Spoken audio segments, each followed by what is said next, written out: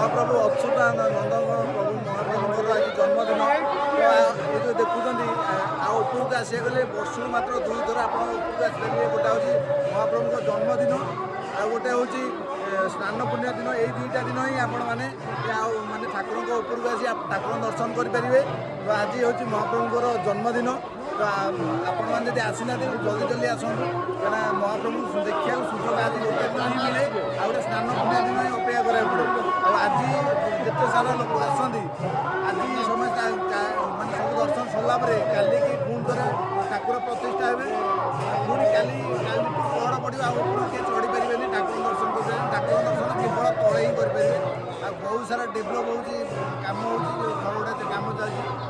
Next year ବୋଧେ ଭଗବାନ ଦ୍ୱାରା କମ୍ପ୍ଲିଟ୍ ହେଇଯାଉ, ସମସ୍ତେ ଖୁସି ହେବେ।